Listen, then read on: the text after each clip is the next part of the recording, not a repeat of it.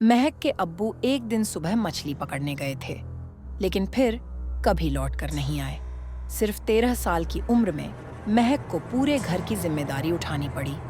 उसकी माँ बीमार रहती थी और रिश्तेदारों ने मुंह मोड़ लिया। गांव वालों ने अब्बू को ढूंढा, मगर उनका कोई सुराग नहीं मिला।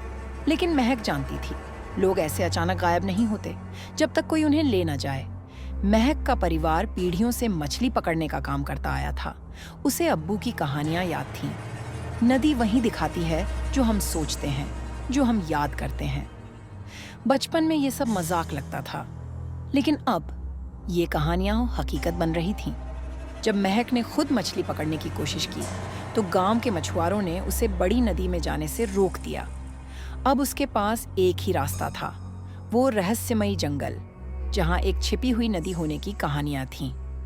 लोग कहते थे, उस जंगल में सूरज की किरणें भी मच जाती हैं। महक ने हिम्मत की, सामान उठाया और अकेले जंगल के अंदर चली गई। जैसे जैसे वो आगे बढ़ी, आवाजें अजीब होती गईं, पत्तों की सरसराहट, दूर किसी जानवर की चीखें। फिर उसे वो नदी दिखाई दी, शांत, ठंडी और रहस्यमयी।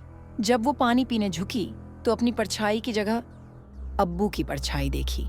वो घबराकर पीछे हटी, लेकिन जब पीछे देखा, वहां कोई नहीं था।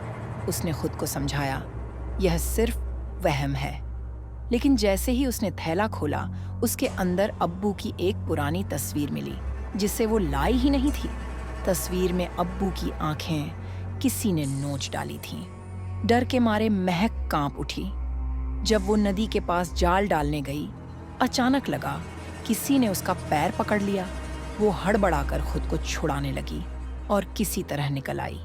नदी ने चेतावनी दे दी थी, अब खेल शुरू हो चुका था। तभी एक लाल कपड़ा नदी में बहता हुआ उसकी ओर आया। वो बिल्कुल वैसा ही था जैसा उसके अब्बू पहना करते थे। महक का दिल कांप गया। ये यहाँ कैसे आया? तभी जाल में कुछ हिला, शायद मछली। उसने पूरी ताकत से जाल बाहर खींचा, लेकिन जो बाहर आया वो उसकी कल्पना से परे था। अब्बू की लाश। लाश आधी सड़ी हुई थी, चेहरा पहचान में नहीं आ रहा था। महक चीख पड़ी, रोने लगी। उसी वक्त नदी से एक औरत निकली। नहीं, चुड़ैल।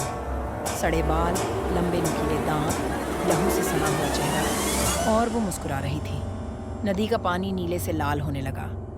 महक ने बिना पीछे देखे वहां से भागना शुरू कर दिया। उस दिन के बाद महक ने कभी उस जंगल की ओर कदम नहीं बढ़ाया।